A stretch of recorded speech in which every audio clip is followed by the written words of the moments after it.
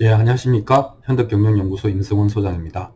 오늘은 무상함을 늘 고려하자, 무상함을 늘 생각하자, 뭐 이런 제목으로 말씀드려 보겠습니다. 이제 붓다의 삼법인이라고 하면 무상고, 무아가 뭐 아주 근본인데요. 이것은 소승과 대승을 불문하고 이제 받아들여지고 있는 기본적인 이제 주제죠.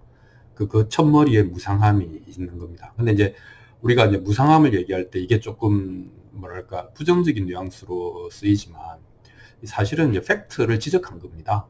그래서 부재를 전쟁터의 병사에게 철학을 요구하는 것이 아니다. 왜냐면 뭐 그런 걸 생각하면 안 되겠죠. 큰일 나겠죠. 그렇지만 그게 아니고 사실을 요구하는 것이다. 그러면 사실을 이해하고 나면 우리는 더 잘 행동할 수 있으니까요. 그런 차원에서 무상함을 이야기해 보도록 하겠습니다.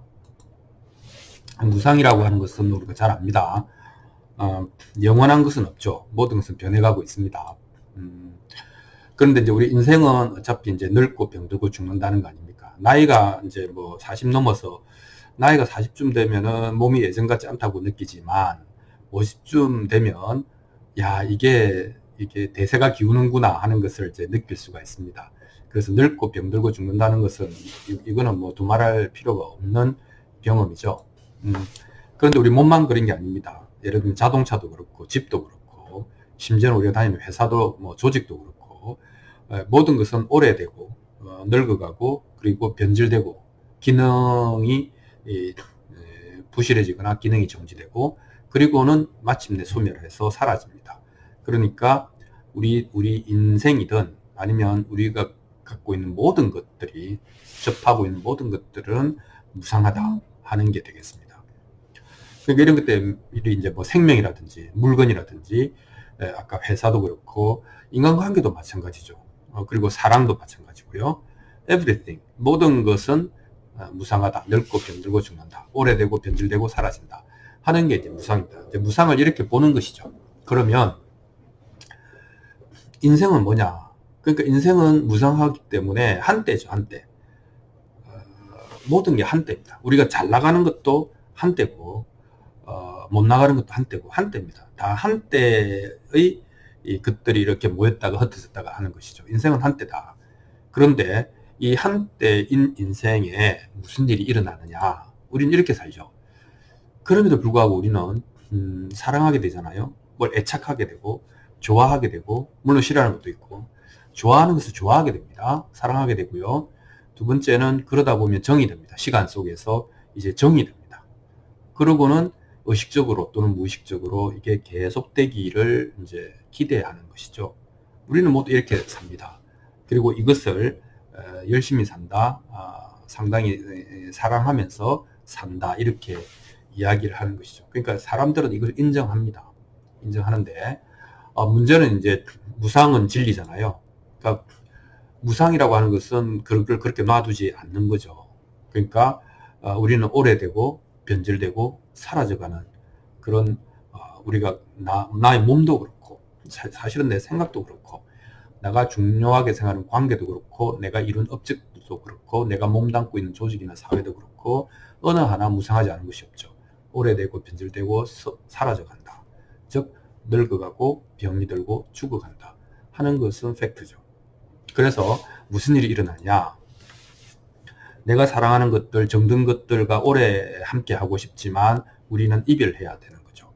그것도 그 방법과 시기를 내가 정할 수가 없는 거죠. 왜냐하면 이런 무상함이라고 하는 것의 그 밑에는 조건부라는 게 있잖아요. 조건이 닿으면 내 생각과 다르게 내 생각과 다른 시기와 방법으로 흩어지는 겁니다. 그러니까 원하지 않는 시기와 방식으로 우리는 이별을 해야 되는 것이죠. 그럼 어떻게 됩니까? 우리는 슬퍼지죠. 그래서 우리는 한이 남는 인생, 한이 생기게 되는 겁니다.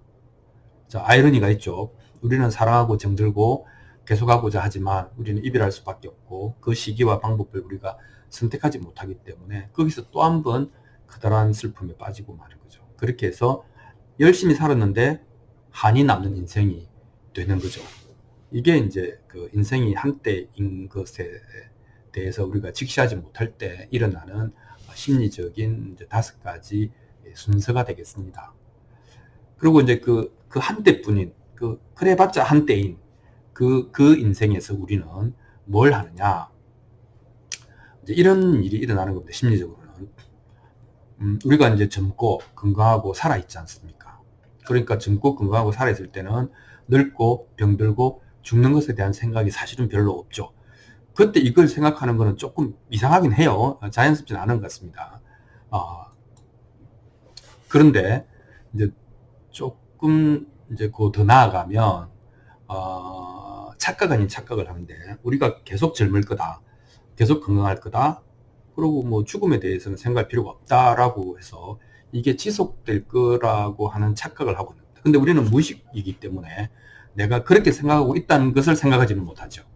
그러나 우리가 어쨌든 아까 그 전쟁터에서 열심히 싸우는 병사처럼 우리가 그때 늙음과 병든과 죽음에 대해서 생각할 필요는 없다고 생각해서 우리는 내가 이것이 오래 갈 거라고 착각을 하는 겁니다. 그러면 어떤 일이 생기냐? 내가 젊고 건강하고 살아있으니까 나는 욕망이 커지는 겁니다. 즉, 그 추구하는 게 커지는 겁니다. 왜냐하면 가능성이 있어 보이니까요. 할 수 있을 것 같으니까 당연히 내가 원하는 게 아주 커집니다.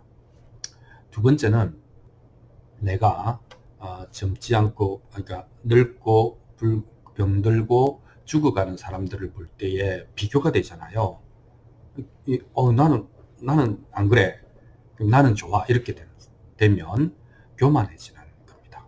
그래서 이 내가 젊고 건강하고 살아있다라고 하는 것이 항상 그럴 거라고 하는 착각이 두 가지 이제 심리적인 방향을 불러일으키는데, 하나가 이제 욕심이 커지고 또 하나가 비교에 의해서 이제 교만해지는 겁니다.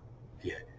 그런데 그것이 결론적으로 뭐가 되는가 하면, 내 자아가 자기 자신에 대한 그 이미지가 굉장히 부풀려지게 되고 크게 되고 내가 중요하다고 생각하게 되는 거죠.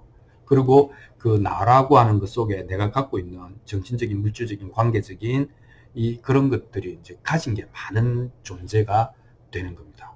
그러니까 항상하다는 착각이 가능성에 의한 욕망과 비교에 의한 교만을 불러일으키고, 그것이 결국은 나는 소중하다라고 하는 자아가 굉장히 부풀려지는 과정을 겪게 됩니다. 일어나게 됩니다. 자, 그런데 아까 이야기한 것처럼 그것은 착각이라고 했잖아요. 그래서 무상이 찾아온다기도 무상은 계속 작용하죠. 그래서 이제 그것은 오래되고 그다음에 제대로 기능하지 않고 사라져가는 무상이 찾아오면 우리는 아까 이야기한 것처럼 사랑하는 것 그리고 정든 것들과 이별을 해야 됩니다. 그리고 그 이별은 항상 한을 남기죠. 한이라고 하는 것은 깊은 슬픔이죠. 첫 번째는 이별에 대한 그 자체, 두 번째는 이별의 시기와 방법을 우리가 정할 수 없다는, 우리는 이별을 겪는 것이죠. 그것이 이제 깊은 슬픔이 됩니다. 또 문제가 있습니다. 우리가 이제 그 한때를, 인생은 여러 가지의 한때로 구성되어 있기 때문에 그 다음 넥스트 스텝으로 넘어가야 되잖아요. 근데 이때 한이 너무 깊거나 슬픔이 너무 크거나, 즉 트라우마가 되면은, 이유가 어찌됐든 그런 일이 생겨나면 다음 스텝이 꼬이겠죠. 그래서 깊은 슬픔이 더 깊은 슬픔을 낳을 수도 있다, 이렇게 이야기를 하겠습니다. 그리고 이 한이 커진다는 것은 뭐냐면, 내 자아가 많이 부풀려져 있을 때는 그 격차가 크니까 슬픔이나 한도 커지겠죠. 그래서 이렇게 모두 항상하다라고 하는 것의 착각, 우리는 그걸 착각하고 있지 않다고 착각하고 있을지도 모릅니다만, 그것은 결국은 욕망과 교만을 통해서 자아가 부풀려지고, 그것이 현실과 탁 부딪혀서 현실을 자각하는 타임이 오면 나의 슬픔과 한이 커진다. 그것이 다음 스텝을 원만하게 넘어갈 수 없게 만들 수도 있다, 이렇게 이야기를 할 수 있겠습니다.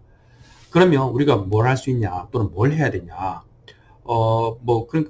그럼에도 불구하고 우리가 할 수 있는 게 있습니다. 또는 해야만 하는 게 있습니다. 첫 번째는 삶의 모든 국면에서 의도적으로, 의식적으로 그 무상하다고 하는 그 기본적인 사실을 강력하게 인식해라. 또는 참고해라.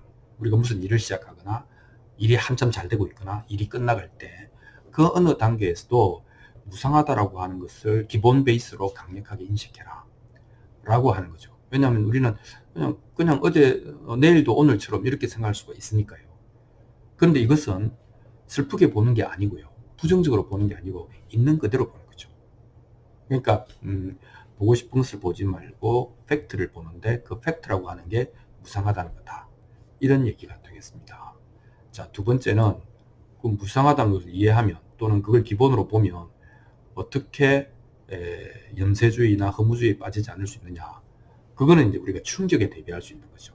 충격에 대비한다는 것은 무상이라고 하는 것을 기본 관점으로 보면 이 허망한 미래, 우리가 그려내는, 우리가 상상하는, 우리가 소망하는 그런 미래에 속지 않는 것이죠. 속는다는 것은 거기에 너무 에너지를 빼앗기지 않는다는 것이죠. 그 있는 그대로를 우리가 보기 때문에 역시 있는 그대로라고 하는 것은 무상하다는 거 아닙니까? 그러니까 우리는 현재에 충실할 수 있다. 이게 팩트죠. 그죠?